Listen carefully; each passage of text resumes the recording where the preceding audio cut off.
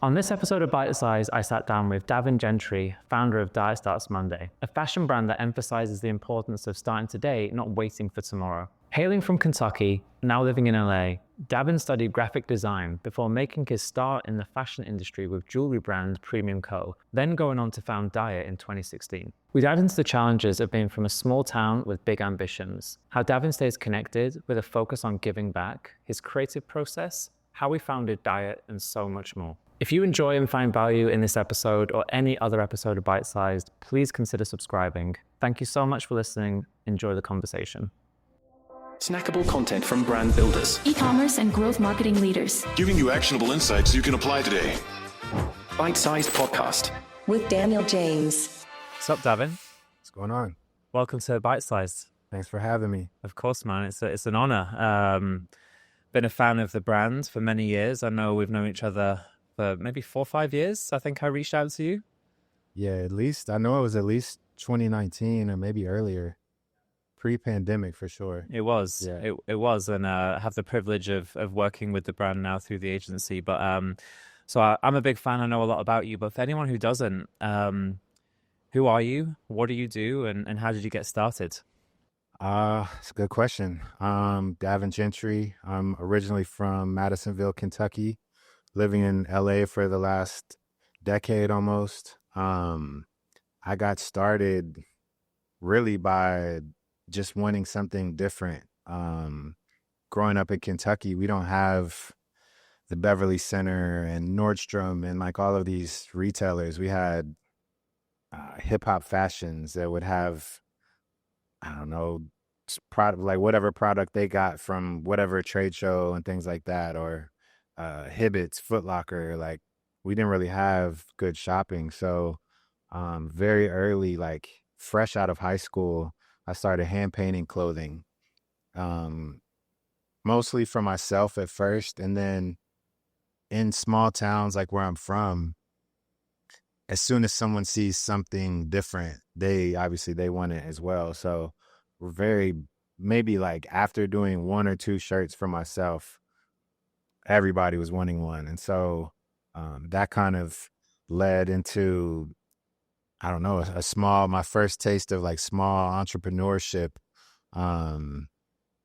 painting shirts, taking orders.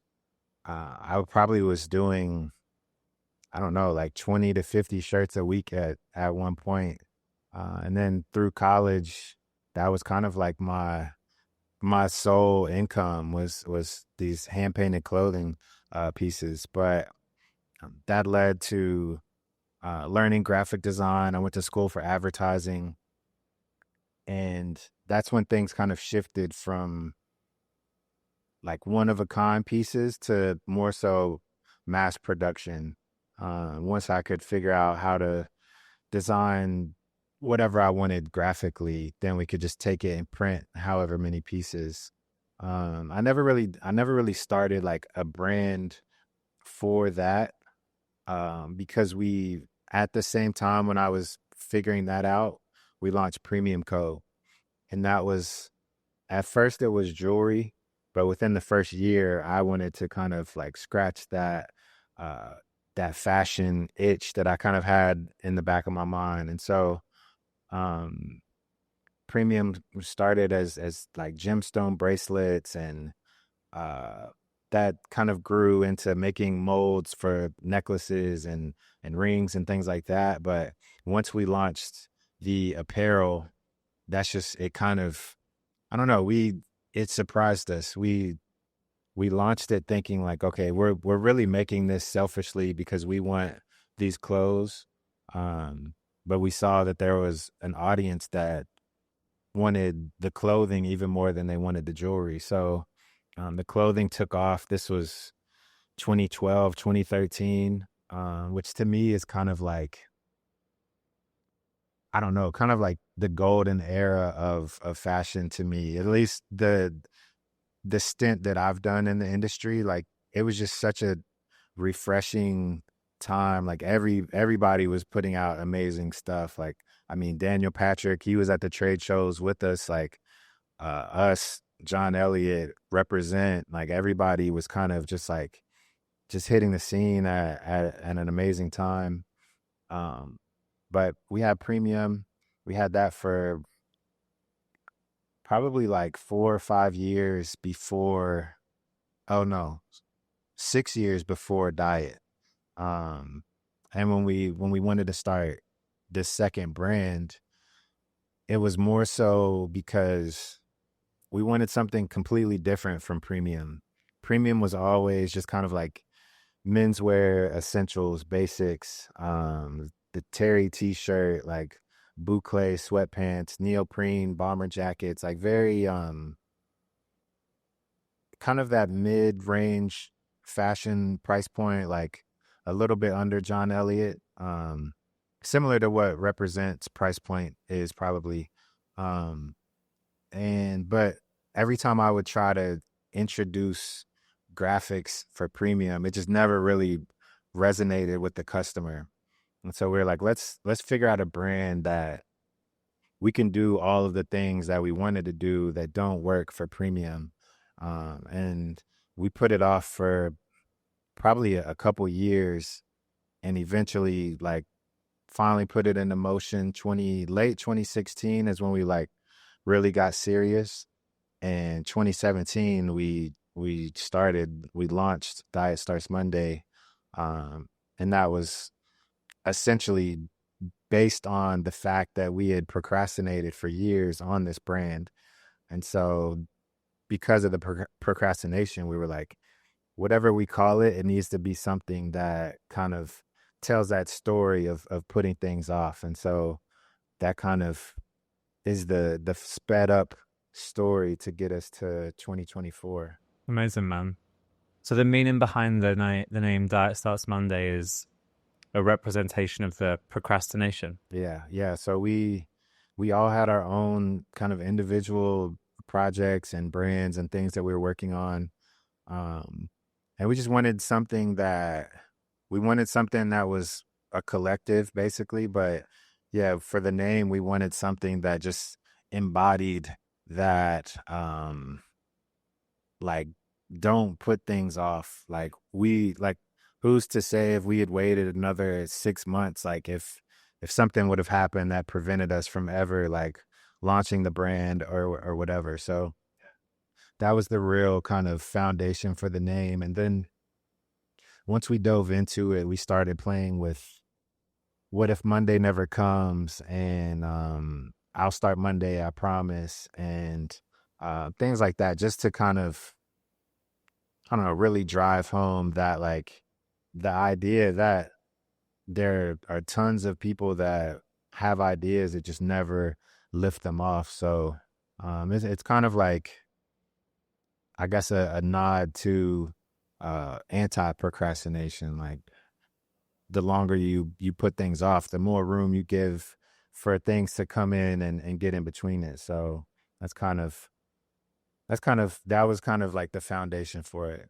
Very cool. I didn't know that. Yeah. I mean, a lot of people don't. We don't, like, we tell the story kind of like by certain pieces that are like the Monday never comes, or I'll start Monday, I promise, or any of those. I've been saying Diet Starts Monday for 3 years now, like those type of procrastination story pieces.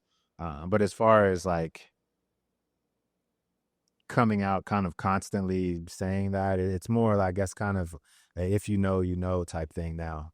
Yeah, and a bit of an ethos behind. Yeah, I mean, of course, like we're also like very behind the scenes people. I think if we were more kind of public facing, we probably would kind of scream that a little bit more. But I think we also like the wow factor when we do talk to people, and they ask like, oh, like what, like, I love the name, I say it all the time, but why is that? Why do you call the brand that? And then we tell them the story, and that obviously encourages them to like, oh, I get it now, like I'm gonna go support. So it definitely has it's definitely a gift and a curse, I would say, though, because a name like Diet Starts Monday, to some people, it comes off a little quirky and a little playful, and for the type of space that we take up in fashion, we're not really a playful, quirky brand. So I think some people are like, I don't understand it, but it's not for everybody to understand. So I like that. You mentioned there about you're a little bit behind the scenes. I mean, you're doing a podcast, so yeah, you're not too far behind the scenes. There's a lot of brands kind of coming up, and I hear more and more, it's important for the founders to be out there, to be really visible and everything else. Is it a conscious decision to be a little bit more in the background? Is it a personal preference? And what do you think about these brands who are really pushing founder-led, just what I mean, like very founder-driven kind of content, but behind the scenes of the brands and everything? what's funny is I love that content as a consumer. Like that's how I knew that Ross was on the show. I watch his content, and I mean he actually was just speaking about that founder led content. I don't think that it's just not really my personality to kind of like vlog. I also think that, to me, which I know that a lot of people that have mentioned like, hey, you should vlog, or you should start a YouTube, or like things like that. My first response is always, my life's not as exciting and filled with as much. Like, I sit on the couch and design on the computer for the majority of the day, so there's not a whole lot there. But I think that there have been spurts where I've been more proactive in trying to kind of be more visible. Um, but I think it's just such a, like, I don't know. I don't know if it's just where I'm from. You're not like, you kind of, the goal is to play it as low key as possible. So I think it's just in my DNA to just kind of have that low key demeanor. Plus, I mean, I'm just not much of like a, I go to things that I need to be at, but I don't go to things that don't really serve a purpose for me. So right now, diet is in such a building blocks stage still. This is year 7, but to me, I still feel like we're in the infant stages of the brand. So like, the majority of my time is literally like, okay, what can I work on? How can I make the brand better? But I do believe that for a lot of people and a lot of people's brands, they do excel because they are so visible, and they are putting out YouTube pieces every 2 weeks or 1 week or whatever. Um, we actually film a lot of content.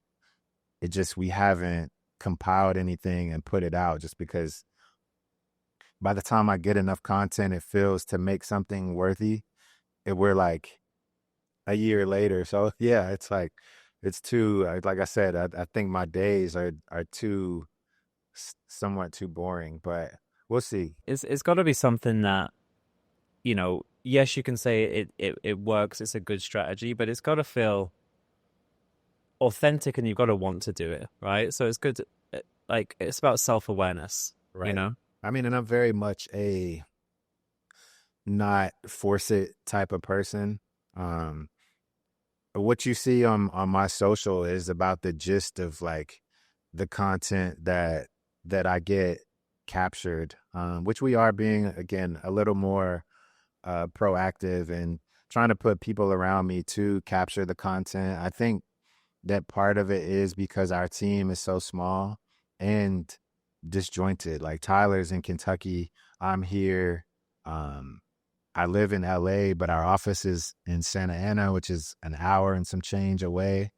Um, and so we're trying to be a little bit more mindful of like, okay, let's send a photographer, a videographer with Davin, so that we can get this, because a lot of times it's just me kind of pulling up to things by myself, and it's really just not even that I'm not doing cool stuff, but a lot of times there's just nobody there to document it. So but we're working on it. I think if I ever do it, it still will be like like I could probably never be like a weekly, bi-weekly upload. Like even on Instagram, I only post on my feed like once a month maybe. So, but it's like I said, I'm a big fan of people that do play that role.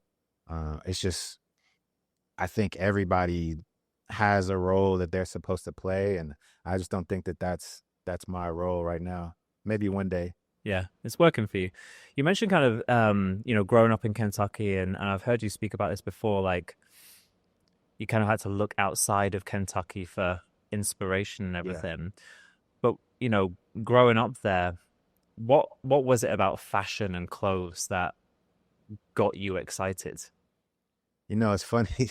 I'm laughing because I just posted a podcast and I shouted a guy out, and I'm kind of shouting the same guy out now for a different story. But in Kentucky, and it's not even just Kentucky, but my story, if you came to school and you were looking bummy, most likely you were gonna get somebody was gonna make fun of you, or somebody was gonna pick on you, or whatever. I remember probably like ninth grade, um, I got a Gerbode shirt, which Gerbode was they were most popular for their jeans with the colored straps, the Velcro straps. Um, I had gotten a T-shirt. I couldn't afford the jeans or the shorts yet. I had found a T-shirt at like TJ Maxx or something like that, probably for $20, and I wore it, and it was like I was the star of school when I walked in the shirt. And then the next week I wore it again. The next week I wore it again.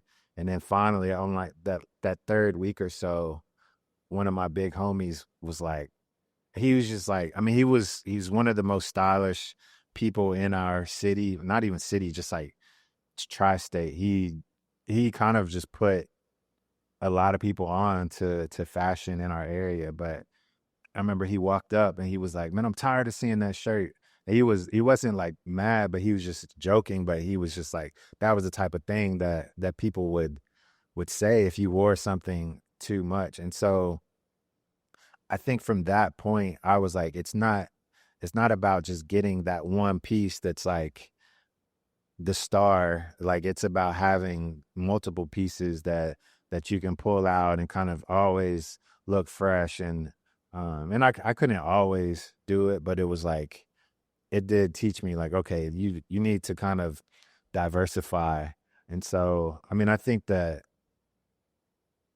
just kind of just made me start to, it's almost like the opposite of thrifting, which I guess you could probably still call it thrifting. But we would take trips to go to Burlington Coat Factory and TJ Maxx and Marshalls and just hunt through the racks. And it was like, I'll find this Averex piece, and then I'll find uh this Girbode shirt, and I'll find this Mark Echo shirt, or whatever the case was back then. But um I think that's what really kind of put me on to like the multitude of things. And then, like I said, once I started kind of just feeling like burnt out on everything that I was finding, because this is the other part about Kentucky is it's very much a looked over state, like especially where I'm from, Madisonville.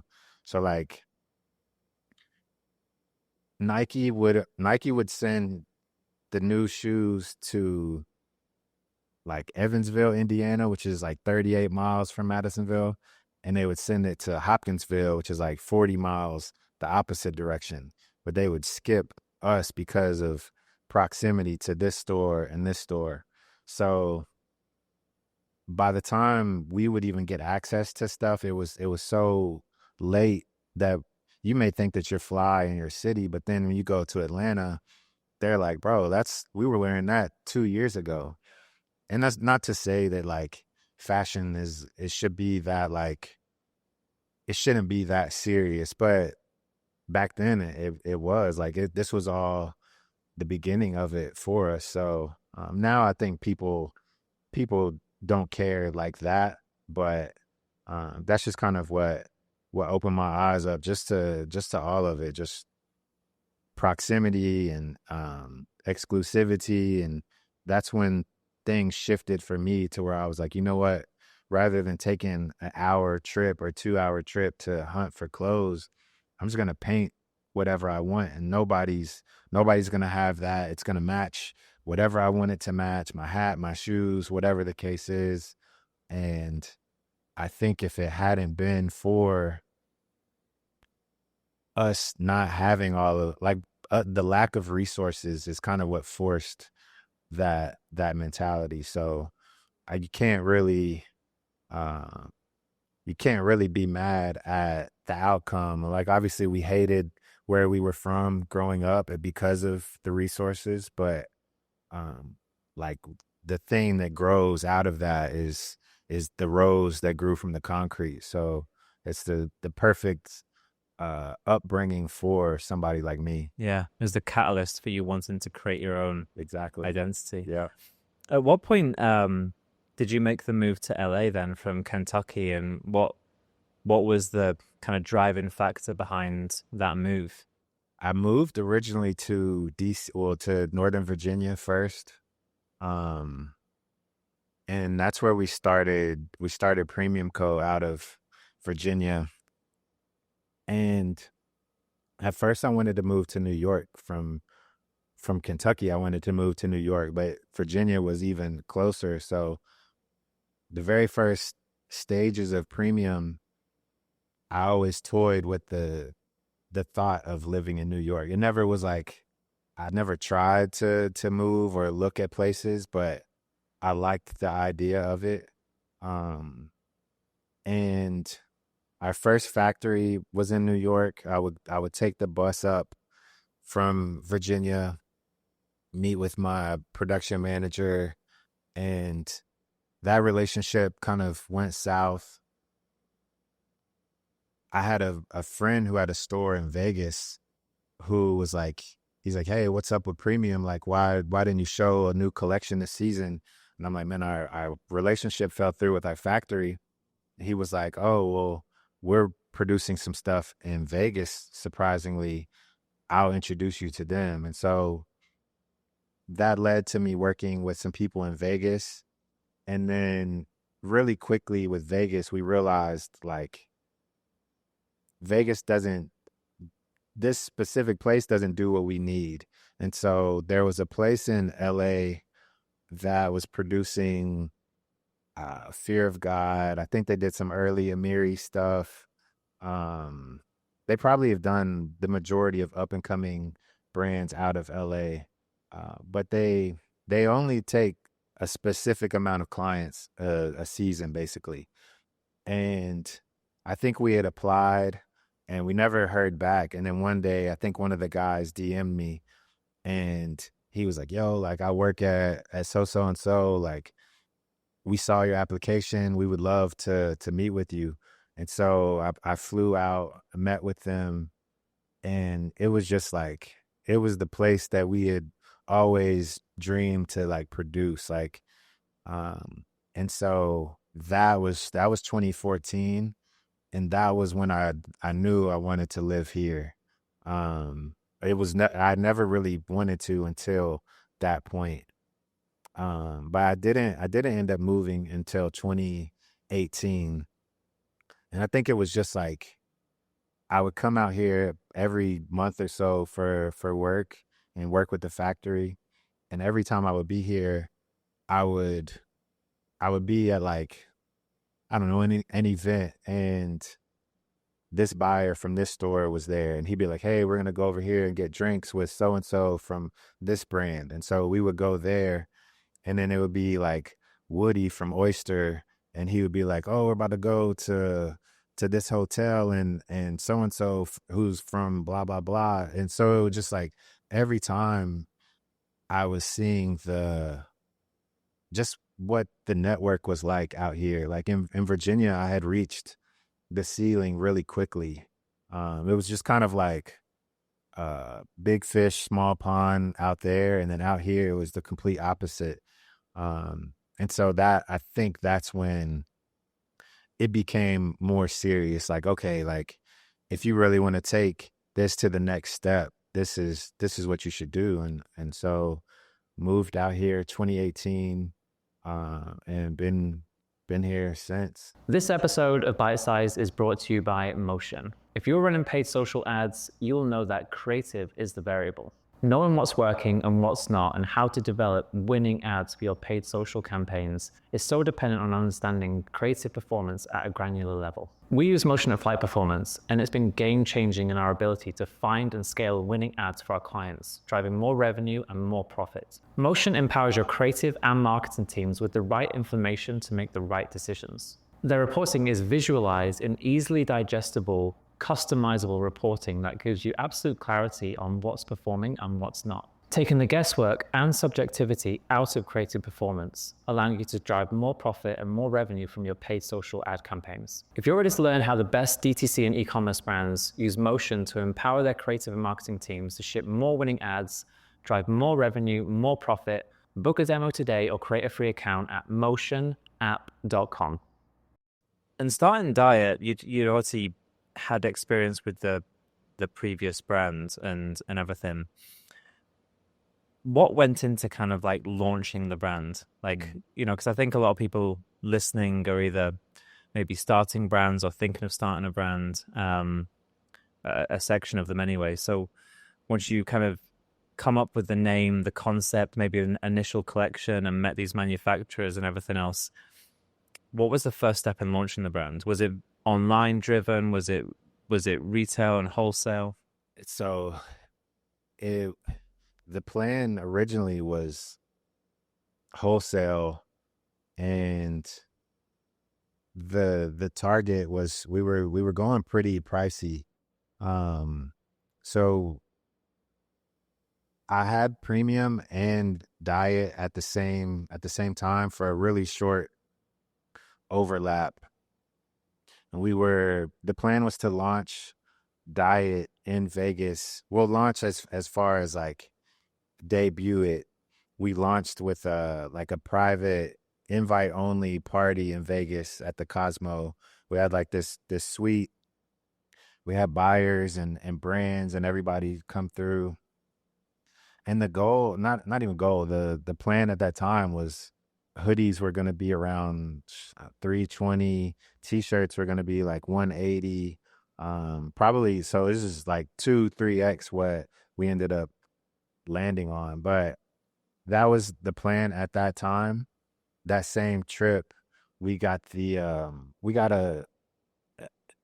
call about an opportunity to take over a space in DC, and in a really good space in DC. And it had a kitchen, it had all of these things. And I had thrown out an idea before about kind of playing with just food projects with Diet Starts Monday. We had a homie who had an ice cream shop, and we had talked about doing things. And whenever this opportunity came with this space and it had a kitchen and a bar and all these things, we were like, let's do a Diet Starts Monday restaurant and bar, and then have the retail. And so we kind of sat down at that Vegas trip, and we're like, all right, we're going to launch with a restaurant. And so once we started kind of planning things out with the restaurant, like these $400 hoodies and $200 t-shirts, it just didn't seem to like sit well with me for people walking in off the street, like to see this restaurant and bar and to come in and see a $200 t-shirt. I was like, that's not going to work for our brand, I don't think. And so we completely just cut out wholesale altogether, and we're like, we'll just go direct to consumer. We'll have the restaurant, I should have mentioned this in the beginning. It was only supposed to be a 3-month pop-up. They were like, hey, we don't have a tenant in this space. Would you like to activate it in some way? And so they gave us a 3-month kind of lease. and the space was a hit. Like it's still talked about to this day of like DC nightlife places that the city misses. We had it 3 months. The landlords came back and were like, "Hey, why don't you extend this for the rest of the year?" And we extended it. And then the top of the year, they're like, "Hey, why don't you extend this till summer?" We extended it. And they're like, "Hey, why don't you extend it?" And so we ended up turning a 3 month thing into like an 18, 19 month thing. But so that's to answer your question before I completely forget. That's how we launched the brand. So we part one was the private suite at the Cosmo to show the brand with one concept, and we completely scrapped that concept that trip and started working on the restaurant, and we launched Diet Starts Monday retail restaurant and bar May 2017. Then we launched the restaurant and online the same day. And I mean, we loved it. We had a ton of fun. We had a big projector. We would play all the games, NFL, NBA, whatever. We had live DJs come through. We had the bar. We had a retail shop that we would launch all of our projects. It sounds cool. You need to open this back up in LA, man. Yeah. I'd come down to that. I mean, we've talked about it. It's just we just really would like if I partnered with like a restaurant group that knew that hospitality space.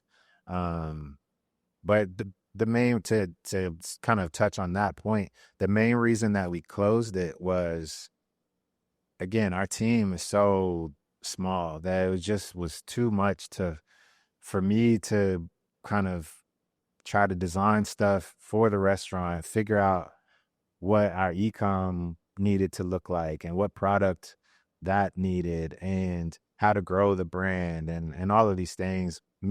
While trying to like run a restaurant and bar, like, and everybody that knows anything about restaurants knows how tough that industry is. So it's all about focus, right? yeah, Focus on it's like we've got these 2 water bottles. Like if we only have one water bottle you can only fill it up so much. So we kind of just decided to put all of our water into this DTC bottle, and I think that was beneficial for us because it really let us figure out like what Diet Starts Monday was before going to retail, and letting us kind of test proof of concept and see like, okay, like these types of graphics are hits, these types aren't. Like let us figure out how to walk. But then, I mean, let's see, that was 2017. We didn't launch wholesale till 2021, I think. So 4 years of really just kind of tweaking things, figuring it out. And even our first wholesale launch was like a complete disaster. I think like our factory I don't know, we had tried, this was our first time trying to produce some stuff in Mexico, and stuff we paid, but stuff never made it across the border to us. And it was a nightmare, but all of these things happen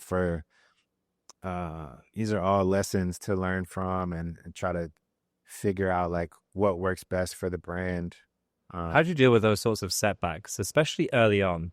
You know, it's funny. I had this. I don't know if I heard something today, but I had this notion of like, I think it's somebody said something in the song, and I don't know if they said this or if I just heard this, but it was something about if it wasn't for the L's, you wouldn't get to the M's or something like that. And I mean, these setbacks, I've been in this industry since 2011, and just about everything that can go wrong for a brand has gone wrong for a brand. We've spent tons of money on a pop-up shop in DC for Premium Co. that we basically put all of our money into, and the night that we're supposed to launch, we get hit with like a 36-inch blizzard that like completely shuts DC down for like 3 weeks. Um, but I mean, all of these things like now have just kind of like shaped who we are as business owners. You never like something happens, you learn from it, and hopefully you can avoid that mistake, but there's just going to be something else on the other side of that you have to deal with. So it's coming, and you box, so it's just kind of like you have to constantly like bob and weave. Like I think that's the main thing that these setbacks have taught me, is that like I don't know what the quote is, but it's like prepare for the worst, expect something. Like I can't remember what it is, but we literally, every kind of decision is based on like, okay, what's the worst thing that we think could happen? Let's prepare so that doesn't happen. And then the majority of the times now, like that doesn't happen, but like I said, maybe the next to the worst thing that could happen happens. So It's about resilience as well, right? Yeah. Of just, you've got a longer term vision and of course, mission of what you want to achieve. And I mean, I think that's part of like how I've always looked at being from Kentucky too, is we move at such a slow pace that coming up again in 2011, 2012, 2013, I'm seeing John Elliott reach crazy heights, and Stamped and 424 and like all of these brands. And I always was like that's not our pace. Like slow and steady is our pace. I mean, and I think that a lot of brands don't make it past year 1, 2, 3. Like we're on 7, and like I said, to me, we still feel like we're in those beginning stages. Like we feel like we have a long time to live. So we're just kind of taking pieces of every lesson and trying to apply it so that we can set the brand up for as long of a life as possible. yeah, you mentioned obviously DTC, the restaurant, which I think is one of the most unique ways I've ever heard of a brand launching, which is cool. Where do you see the real growth for the brand coming in the future? Is it e-com? Is it wholesale? Will you ever open? Again, like more and more brands are having, whether it's pop-ups or actual locations. What's your current focus and what's your future vision? I mean, current focus is DTC and wholesale. I think that I don't want to say luckily, because we've worked hard, but we have a strong wholesale presence, but there's a ton of room for growth there because we haven't launched internationally. So that's a big focus for 2020, 2025, 2026. And then the same with e-com. We have strong e-com, but there's so much room for growth there. Like we really have only gotten started with both. And then I think future, I would love to have some type of space. I think one, just figuring out where that would be. Would it be in LA? Would it be like, where would it be? I'm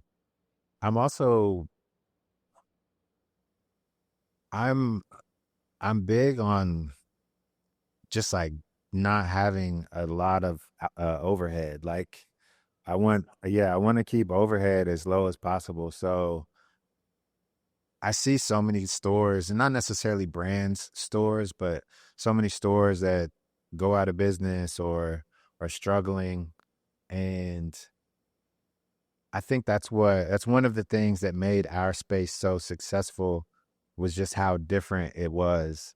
And now you see, not that we were necessarily the pioneers or inventors of this, but you do see Mad Happy with a cafe or whatever brand with a coffee shop attached to it and things like that.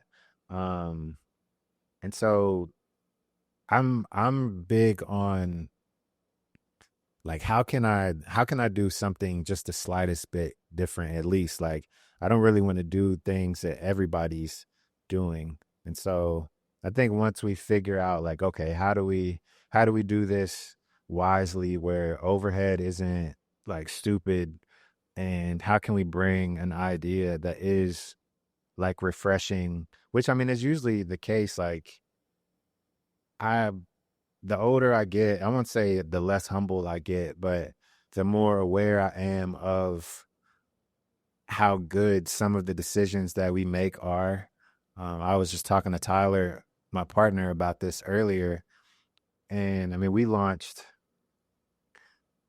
kind of a fashion performance footwear project with Saucony 2021, 2022.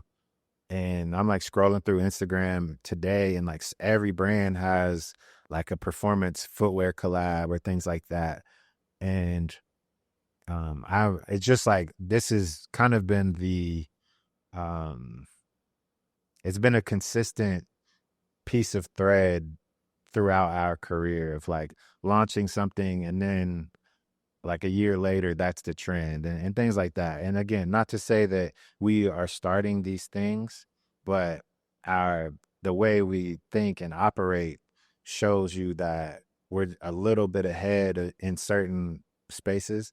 And so that's kind of like where I'm at with, if we were to open up another concept shop or restaurant or whatever, it's like how could we do it to where we're kind of doing now what people will do 2 years from now. So and it's probably not always the smartest for the business. Like um there's tons of people who do what everybody else does, and they make hundreds of millions of dollars. So but I think for us it is like we don't ever want to be one of the brands that's looked at as like, oh, they're doing what so and so just did. So um that's just one of the things that I struggle with a lot is um I'll put a lot of ideas on the back burner because somebody else did it and I haven't figured out a way to do it better. So So you're more motivated by creating your own lane of course, than chasing dollar signs. yeah. And I mean, again, that's not the smartest thing for like, because it's like that making my own lane doesn't necessarily mean that there's like a pot of gold at the end of that lane. So um it's been a thing that all of my business partners ever would probably vouch for and say is that I've not always made the decision that was best for the brand at that time, because it may have been smarter to release this design that somebody else released the same idea. Um, but just I guess the selfishness of that, like wanting to do things that you look at and you say like, oh, that's Davin's, like I can see that. Um, that's again, it's good for my conscience, maybe not so good for my bank account, but but yeah, I mean, you can't take it with you when you leave. So hopefully the legacy that I leave is that's more important than the dollar signs, but that'll that will remain to be seen, I guess. Hopefully the two can merge, Yeah, no, and they hopefully. you guys put out quite a lot of new products consistently. So like what is the design process, and what inspires you? Especially considering, to your point, it's not a case of, I'm not saying that people do this as blatantly, but like, oh, this looks cool, let me do my version of Yeah. it. So what does your design process look like? I mean, typically it starts with like, again, selfish needs. Um, Like, what do I feel like my closet is missing?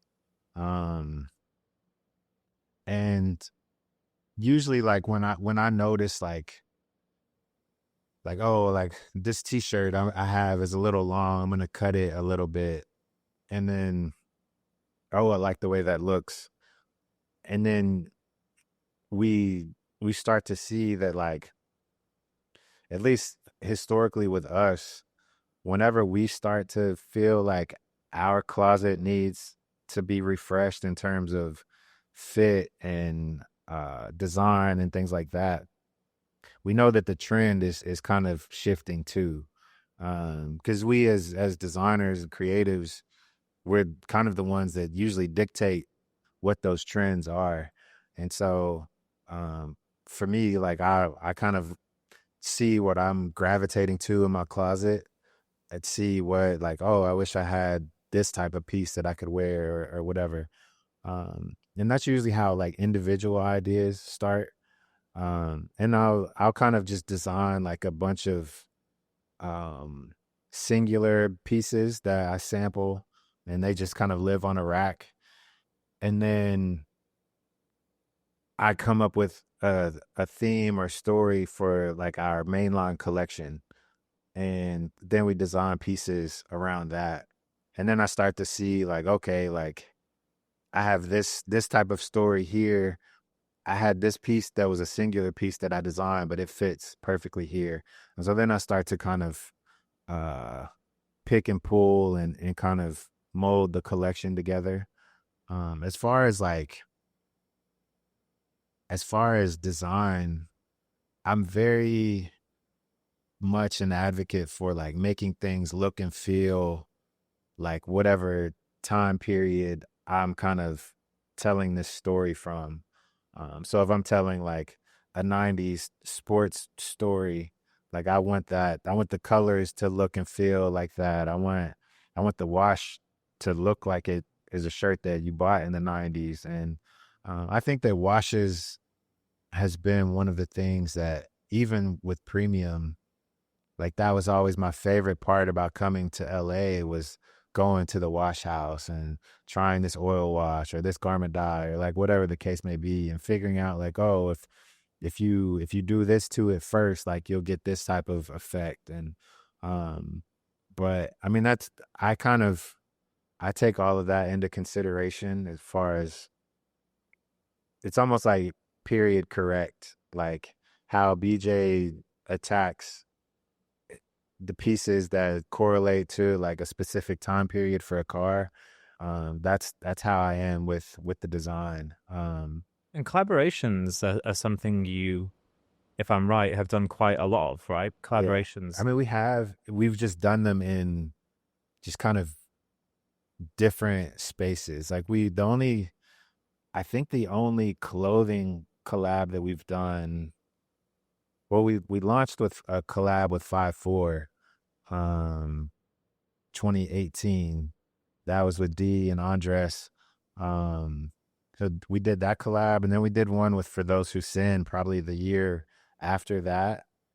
But other than that, all of our collabs have been like MLB, Saucony, Puma, Under Armour, like a lot of footwear collabs. Um, and I mean, it's more so like there's a lot of brands that I love, and it would probably make sense to collaborate. But if we can't figure out how to do something different, like there's really no point. Like if they do this and we do the same thing, we're just basically doing the same thing and just putting a co-branded label on it. So I'm really focusing right now on collaborations with people that are kind of just like leaders in areas that we're not in.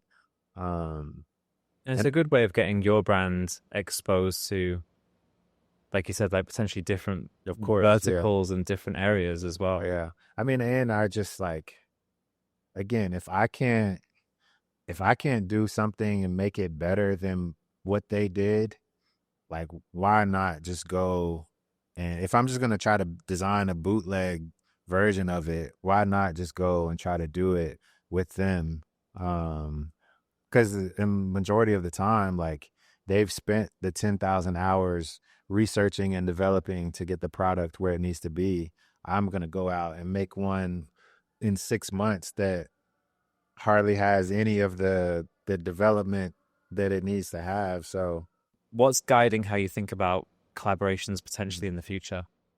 I mean, right now I'm looking at them from like we're we're on a really kind of dialed in calendar for the whole year, and we're trying to be. And Tyler is a big push for a lot. I guess increasing the frequency of how often we release, and so obviously these collaborations are a breath of fresh air from just the normal Diet Starts Monday product. And so, and it's not to say that we're looking at them, we're looking to increase collabs just to have product for the site, but I see so many brands that it feels like they are releasing a new collection every week.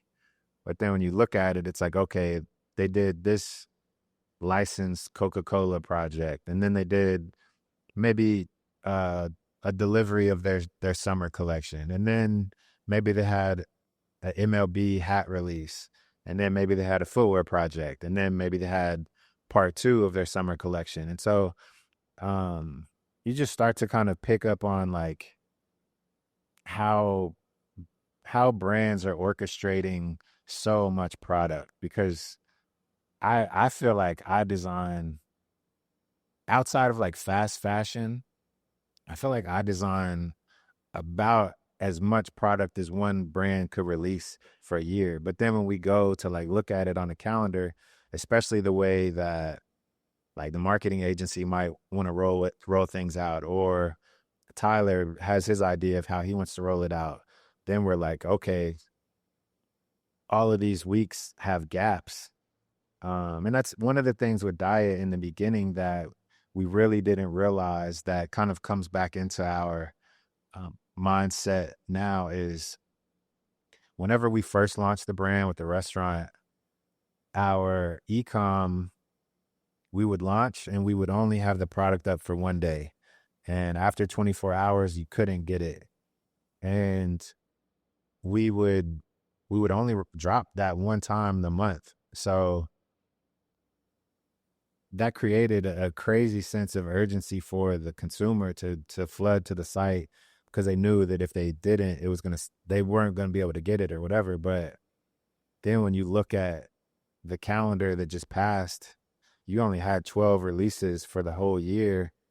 Like, unless you were doing millions and millions on those each release, like that's not enough money to grow the brand. So that kind of was something that we didn't even really think about then.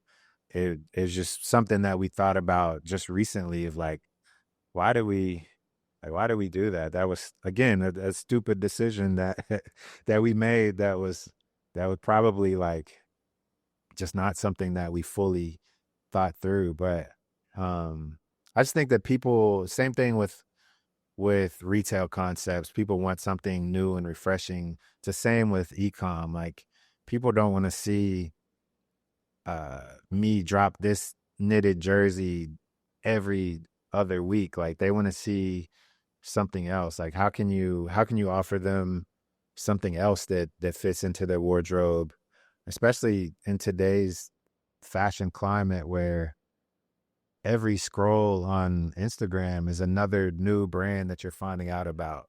I was gonna ask you about that. And you've been in this space a long time, like not just the space but fashion. Like, how have you seen the space evolve, and what do you think the future is going to look like for fashion brands? It's scary to think about the future, because I honestly feel like the state of fashion is just kind of like declining. Well, granted, there's like a lot of brands that are on the rise, but it's just at such an oversaturated like point. Um, but I think the good thing about that, I mean, it's not like this cycle hasn't happened before. I mean, maybe the cycle that includes Instagram and social media. Obviously, the world's never seen that cycle, but cycles always come and go. So I imagine that a lot of these brands that are um, kind of not gimmicky, but like one product, flood Instagram with ads. Um, I think a lot of those will probably start to fizzle away. I don't know how long it'll take, but I think brands that really have a strong story and a strong message and care about their customers and care about the product that they put out, I think those will obviously always excel. I think that right now too, you're starting to see, like, you can tell when a brand has kind of gotten lazy. And so a lot of those brands are starting to kind of like cycle their way out and make room for the next kind of wave. But I mean, I've seen it from the birth of social media. Um, and I've watched it kind of like just skyrocket since 2011, 2010, whenever Instagram launched. But You mentioned that was the heyday of fashion yeah, for you. yeah, Do you think it is the popularity of social and how easy it is that the barrier to entry for starting a brand is so low? yeah, Um, it makes it so easy for like I always think of it as like, well, there's products and there's brands, yeah, and the good brands that have good products are gonna stand the test of time. yeah. Yeah, I mean, I think that's kind of what I was kind of getting at is like there's so many so many companies that sell a product. They're probably not even really companies. They probably just probably what we were for the first few years, a brand that has a product that is just kind of, I don't know, putting a design up, running ads, going and making it real quick. They probably are pissing off tons of customers, and they probably kind of burn their bridge and kind of fizzle out. But I think that that that era of 2011 to 20, I don't even know, 17, 18, 19, maybe up till COVID, I'm not sure, but that era, it just is, and it was mostly in the beginning, and it slowly kind of, the excitement kind of has declined since, but everything was just so new and refreshing, and like every brand that you saw was like the coolest brand, and most likely at that point they had probably been doing it for years before you found out about them, because social media was so new, that the brands that you were seeing had already put in the work to like really solidify their space. Um, and now, like you said, the barrier to entry is so low that like a kid could, not even a kid, but anybody could like put a design on a mock-up, or even just go print a sample or whatever, run some ads, and now they have 3,000 orders or whatever the case may be. Short-lived though. Yeah, I very imagine short. it's short. Again, that there's not a lot of people that I've seen that have that skyrocket pace that really capitalize on it. I've only seen a couple that have like really got in really quick, made a lot of money, and got out like without something sketchy happening Yeah, to them. agrees. Is there a designer or brand that has maybe not from like an actual, you know, not inspired your products, but is there a designer that's just inspired you based on their approach to fashion, their approach to design? I mean, there's a ton of people that inspire me.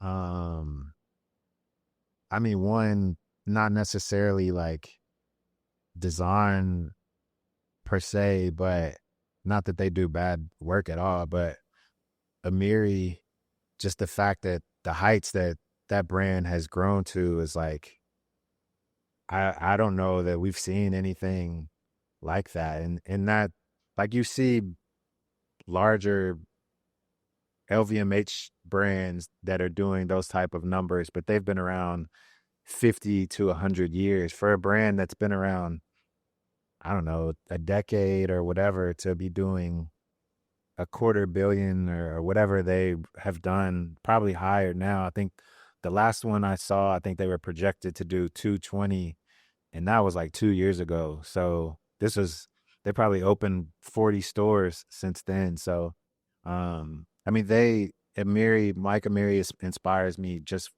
purely from a business stance. Ronnie Feig does as well. Kith has done, again, I mean, I guess probably a similar thing to Amiri. They've done something in a short window that nobody's really done. I think on like smaller scales, um, I mean, there's a ton of people that I see that I'm like, oh, that's cool what they did. I mean, I think Represent and 247, that's amazing. Cadence is amazing. I think obviously Virgil's just playfulness, not even playfulness, but just like he wasn't afraid to take a risk on something. The guy that worked for the factory that kind of brought us to LA, he told me something. He told me something one day. He was like, "You take it too serious. Like everything is too serious with you." He's like, if you just like kind of relaxed a little bit and had fun with it, it probably would connect a little bit more. And I kind of shortly after that, I did this project kind of around right before COVID.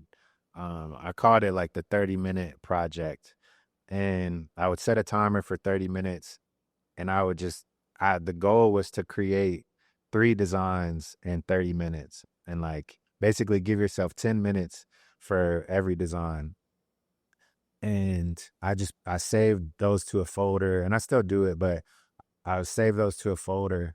And then after a while, I didn't really pay much attention to what I was doing. It was just an exercise.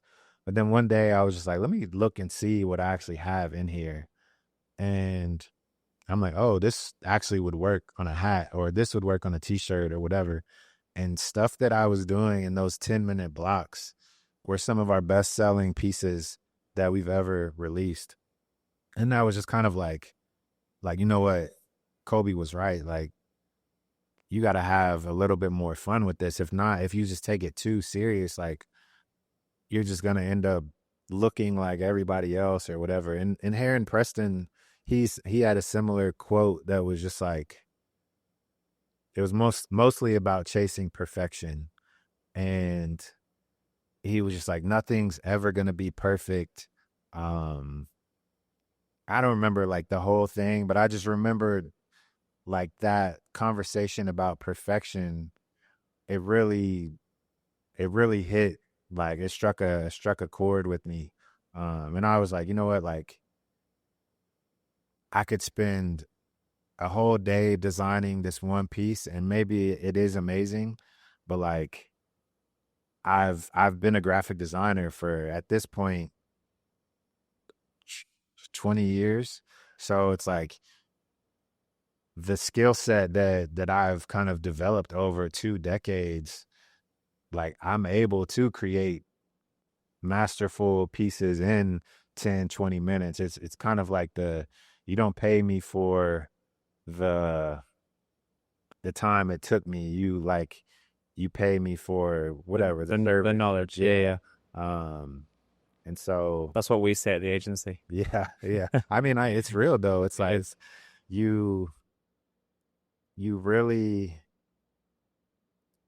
that time that you spend working on something, it's like, I'll put it this way.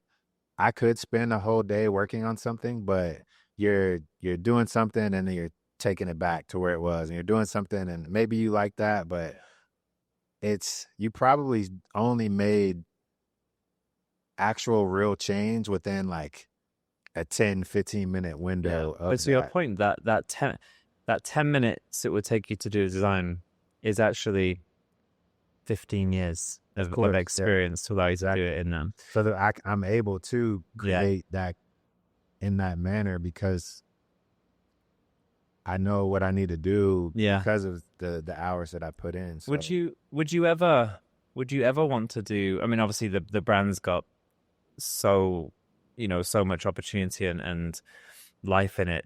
Would you ever want to design for another brand? I have. I had a kind of like a freelance gig with a brand. It wasn't really in the same space. But I've done it, and as long as it's like not a brand that obviously competes in my space and things like that, but I a lot of the times I would much rather someone come to me and say, "Hey, could we hire you for this collection or whatever," opposed to them just like stealing my ideas or designs or whatever. But because that imitation is flattery, that don't work with me.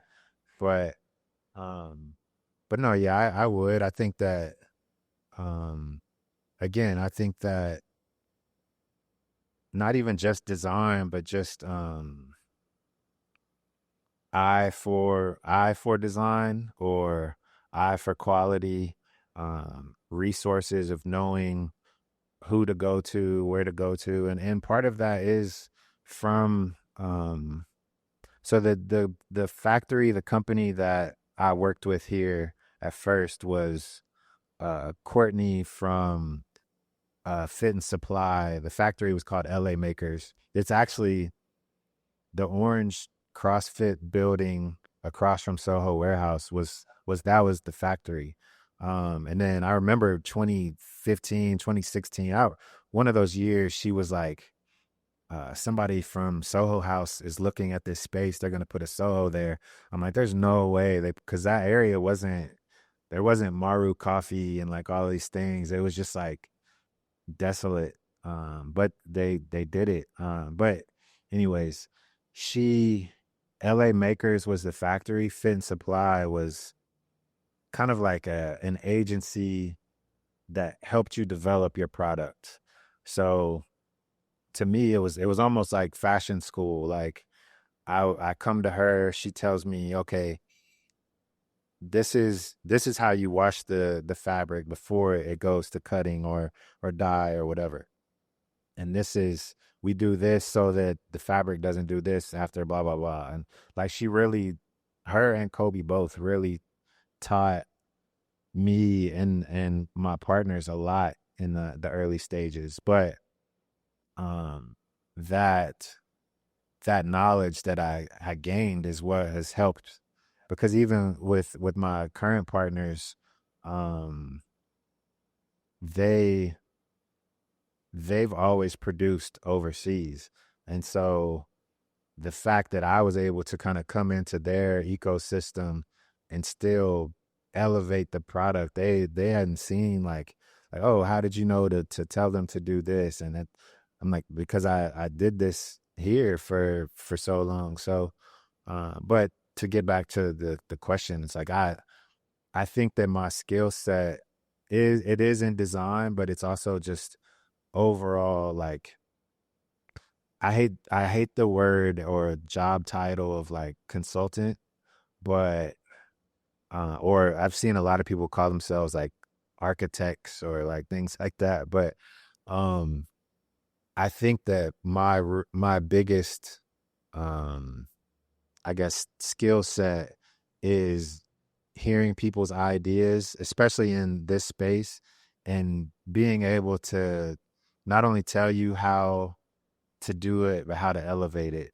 And so I think that, I think that future kind of where I'll probably live in this space outside of the brands is helping others kind of develop their ideas and elevate their ideas and things of that nature. That's really cool.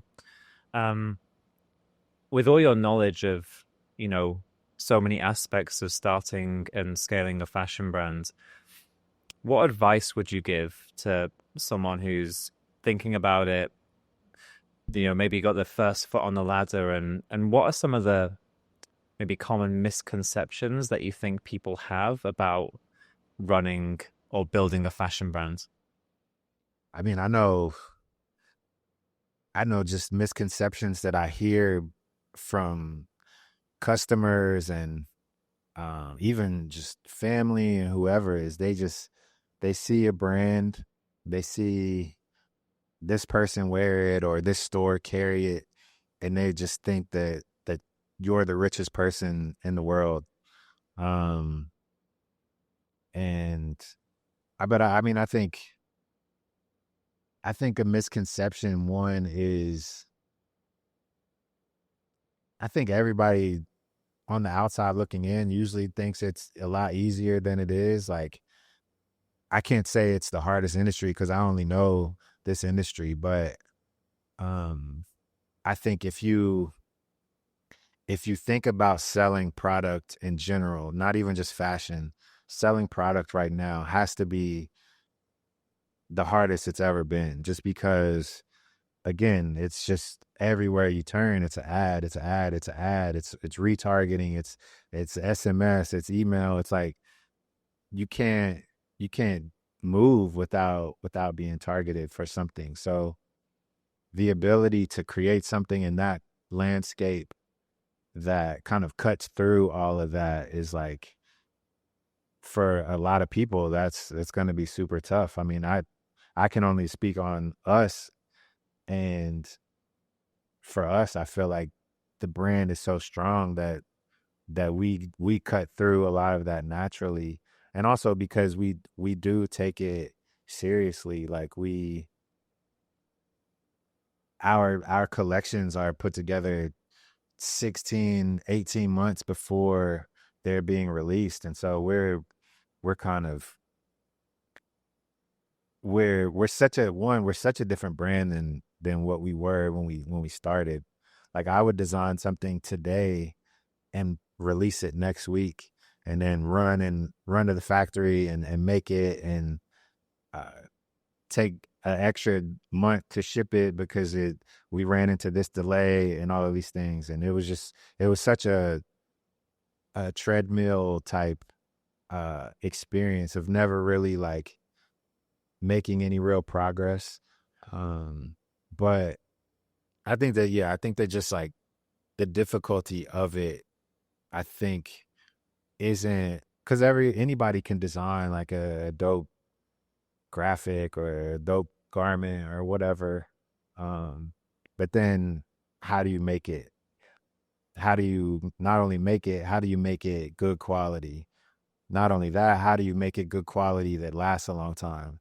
And then how do you make it for an affordable price to where you can sell it, market it, and make money to put back into the brand? And there's just so many levels of like what really go into it. And that's where I think that a lot of the brands that are the kind of gimmicky brands are probably, not all of them, because I'm sure there's some that are out there now that are probably going to be the biggest brand we've ever seen in 10 years. But there's probably a large majority that are cutting corners and just trying to like make a dollar as fast as possible and so on. And that's not to knock anybody that does it. I think that just from what I hear, a lot of people are like, oh, like I'll give anything to trade places with you. And I'm like, bro, you don't want none of the problems that I have to deal with. And like not being able to sleep at night because you've got this thing happening or like whatever the case is. But it's a stressful, I've had a lot of conversations with homies and been like, bro, I would much rather be like working your 9 to 5 some days than working this, because of the stress that comes along with it. And I wouldn't actually trade this for that, but just to kind of let them know, like, you think that it's all like fashion week and trade shows and Hollywood and like all of this stuff, and it's really like it's not it's not that. It's just as dirty of a game as any. So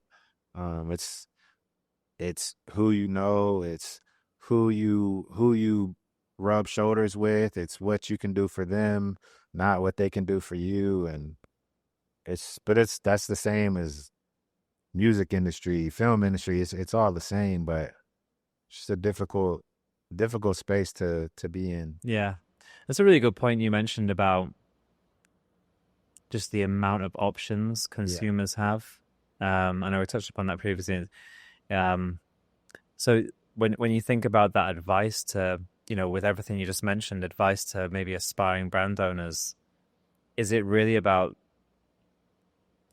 there needs to be a purpose behind the brand for it to have the chance to have that kind of longevity that Diet has had? You've been around for 7 years. Yeah. I mean, and I honestly think that that's one of the things that I've mentioned Represent a lot, but they're one of the brands that has really checked off boxes for like a lot of categories. They have good design, they have a really strong team, a strong purpose, but they have a really strong community that allows them to launch a this or a that or whatever. And the same with the brand that I worked for, kind of freelance for. It's about a year on and off, and the community that that had built was like,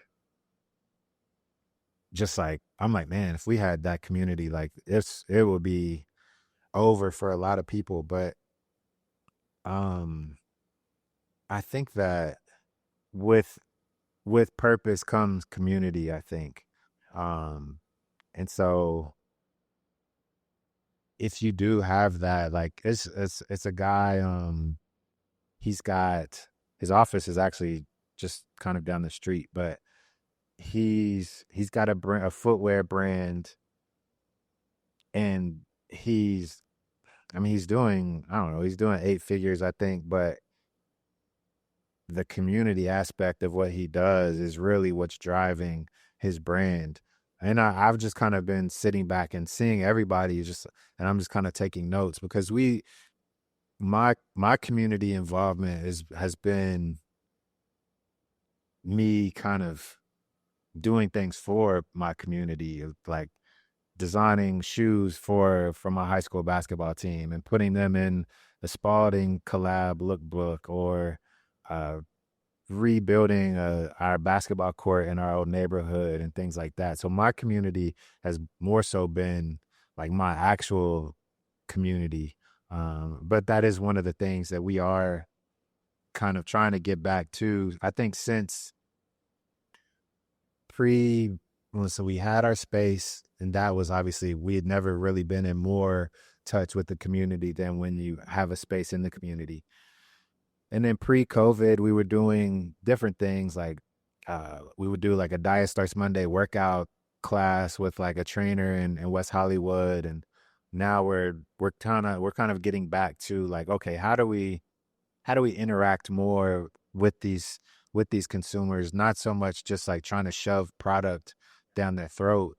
And that's where the boxing club kind of started, was I really wanted to get back to that physical component of the brand that we had for a little bit. But how could we do it differently than everybody else that does have a run club or a workout class or whatever? And I feel like, one, I love boxing, but two, I think it's just an area that's just so untapped when it comes to product and creativity around it. So that's kind of where we'll inject some focus, along with we're kind of making more of a push back for pop-up shops that we used to do. When we closed the space, we launched basically a worldwide tour where we popped up in like a different city every month, from uh, Lapstone and Hammer in Philly, the Patron of the New in New York, Alchemist in Miami, Sovereign in Chicago, Fred Siegel out here, rest in peace. Um, Cartel in Sao Paulo, Brazil, and I can't even remember, but we literally were like every month was a different pop up shop, and then COVID happened. Oh, somewhere in DC, Ubic in DC, all these places, but COVID obviously happened, and then we kind of just I guess lost our way when it comes to that. Like, you get so wrapped up in designing the next collection, or like these MLB partnerships take so much out of you. Um, And I think and that push, you mentioned some of those brands, and that push to like build community, and when it's authentic and there's a reason behind it, and it's not just doing the same thing as everybody else, right, like it connects you with people in a different way. right, And also I feel like a shift in consumers is they kind of, to stand out, they're looking for that, right? Because of it's course, differentiating you from just the online brands where there really isn't a purpose behind it. It might be a cool product, but that's it. right. So like I'm excited for that. I'm definitely going to come to the boxing event No, for sure. whenever you do it, because Yeah, I think it's good for the brands, but I also think it's also what consumers are kind of looking for I mean, more. I think it also is just like, again, it's you have to you have to figure out how to stand out in the Yeah, madness, in a and sea of sameness, as I say. yeah, yeah, exactly. And so we we see such value when we do. Like, we just did a dinner in Dallas for MLB All Star, and so many people that came were like, why'd you pick Dallas? Like, nobody ever comes here. Like, this is amazing. And that's, again, I come from a city that's the skipped over city, and so a lot of the a lot of the places that we're looking to activate are in these cities that are kind of like often looked over.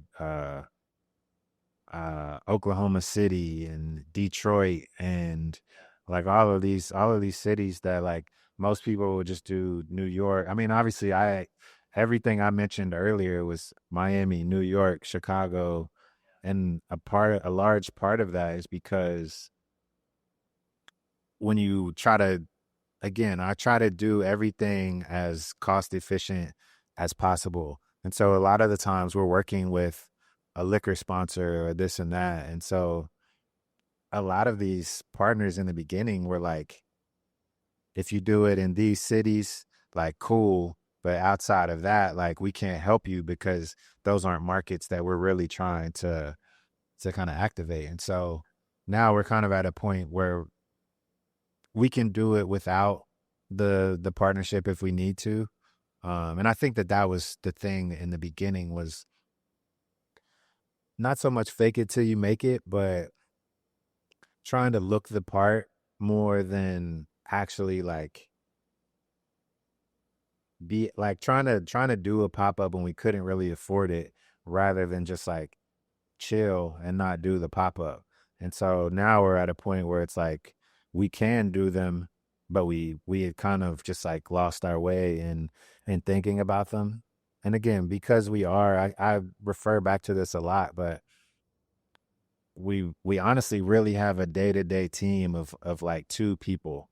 And so when you're trying to get this collab off the ground and be at this lookbook shoot, and kind of to your point, like, eventually I can't be at everything, so we have to grow the team. But we're just so um cautious and slow to like bring people into the team, just because, not so much out of fear of allocating or anything like that, but um more so just, it's hard to find people that fit the brand, that do the work, that that you really can depend on, and it's I think it's something you something that got. we need though for sure. Yeah, but it's something you got to protect, right? Yeah. Like like you said, that culture and that ethos. And maybe it's going back to you said it, not me. The Kentucky, we like to be slow. Yeah. We take our time, Of course. but you're being very considered about things. You mentioned something earlier about kind of legacy and stuff, and far too young to be thinking about anything like that. But what as a designer or as a brand would you want the legacy of Davin or Diet Starts Monday to be? It's something that I've been just like thinking a lot about, um, and I think I've thought about it the last handful of years, and I think it really started to kind of like the wheels started to turn when I did the court for Madisonville, um, and like my name is on the court in the neighborhood, so and people like I feel like in most, and not to say that they can't do it. I was trying to find some wood to knock on, but um nobody's ever like defaced the court or like graffitied it or like marked my name out or like anything like that. And so um I think when I think about legacy, it's like, okay, how big can I go for my city? Um like what can I do to leave that city in a better standing than it was when I grew up. I actually someone like we never had like a boys and girls club in Madisonville, and somebody reached out to me last week basically saying that she's working on bringing boys and girls club to Madisonville and asked me to kind of sit on the board and help out and things like that. And I'm like, I would love to, but like you have to bring my homie Sean, because Sean, we grew up together, but he's one of the most talented people I know, but he has the same ideas as far as like what we want to do for the city that raised us. And so I think that hopefully helping them get that off the ground and be able to bring my partnerships and resources to that, because the podcast that I just did most recently, I touched on like I didn't know that we could be brand owners. Like I didn't know that was even a job title that somebody like me could have. They were brand owners, like lived in Paris, and like they weren't from Kentucky. So, but because of social media and the internet and things like that, I think that it's now showing communities that it is possible. And it's very cliche to say like if I made it, you can make it, because you might not be able to make it. Like it takes somebody very crazy to like push themselves to like the limits that we as entrepreneurs push ourselves to. But that's the legacy that I have like exceeds being a designer. It's more so like I want buildings in Madisonville named after me, and then not even just in Madisonville, like a college. Like I would love to have like a uh just like a wing of a college that's like, this is the Davin Gentry Hall because of the the things that he accomplished or whatever. So the goals are obviously very lofty, but nobody from where I'm from nobody's ever made it this far, for one, but two, like nobody's really as close as I am to being able to do these things. And I didn't even graduate from college. I dropped out with 11 hours left, which again, maybe not the smartest financial decision, but I remember talking to my advisor a few years ago. We like reconnected after years, And I was like, because she was always like, you got to come back and graduate. You got to come back and graduate. And as soon as we reconnected, I'm like, I'm still going to come back and graduate. Like, I'm just trying to get to a certain point. And she was like, you do not need to waste your time trying to come back and graduate. But Maybe you can graduate from a college named after you one day. yeah, that would be good. At least it wouldn't feel like, I mean, I said this before too, but I don't feel like because I didn't graduate that it was a waste. Because the only thing that really changes is, yeah, I don't have the degree on paper, but I mean, a degree in this industry is only going to get you so far. But I do think that without college really is where like my entrepreneurship kicked in, because the hand painted shirts, as soon as I got to school with them, I was like the t-shirt guy. And so um, I had to learn how to network. I had to learn, and maybe this is part of the reason why I am so like behind the scenes now, is because I was very much on the scenes for like my whole early adulthood. So, but that taught me how to interact with customers, interact with the community, and I've carried that with me. But yeah, I didn't graduate, but I still learned so much from those years there that who knows what I would have done if it hadn't been for that. Yeah. Yeah. And what I love about that answer about legacy is it's you obviously have, even though you wanted to leave when you ultimately left your hometown, Right. you're I think you recognize the part it played in what you've ultimately gone on to achieve, and that sense of wanting to give back and show to other people from your hometown, but maybe other hometowns where it's not LA, it's not New York, there aren't all the resources available. Yeah. That, to your point, it might be cliche, but it's a authentic message of, well, if I can do it, then you can too. And I think that's really, really powerful. It's crazy too, because even when I was in DC, the DMV, we often got overlooked even then because we weren't a LA brand and we weren't a New York brand. But the product obviously still spoke for itself, so we still could still make a splash. But yeah, I think that, I don't know, I look forward to like the next 10, 20 years, because 10 years in this industry goes by really fast.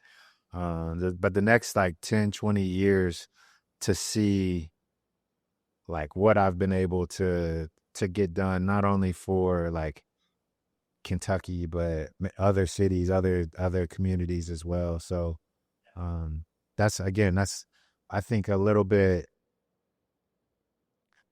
again, I'm not the most talented designer or artist or whatever, but I have a very specific skill set that just is more about resources. It's like, okay, like, yeah, product wise, I can elevate the product with the best of them.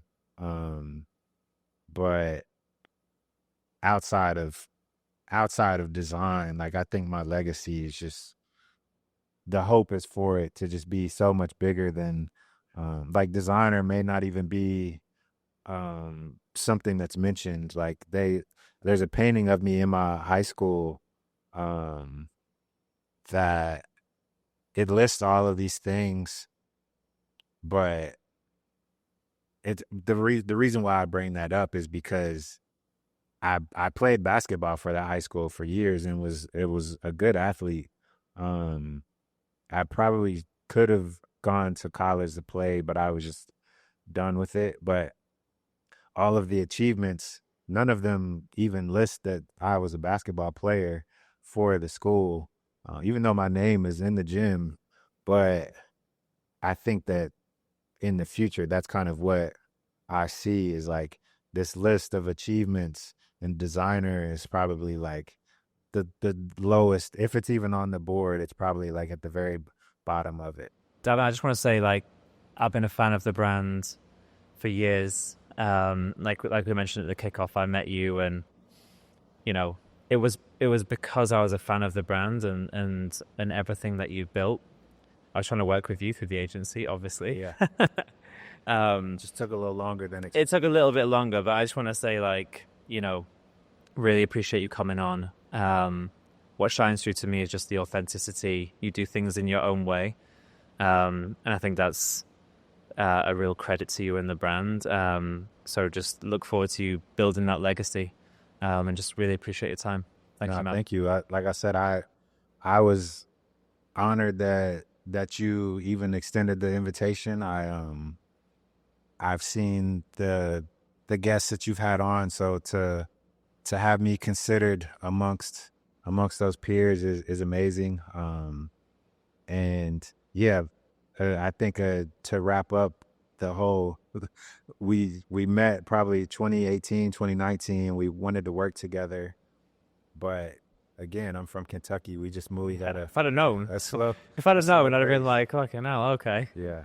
In a couple of years' time. But no, we're here now, and I appreciate you just as much. Of course, bro. Thank you for having me. Of course, man.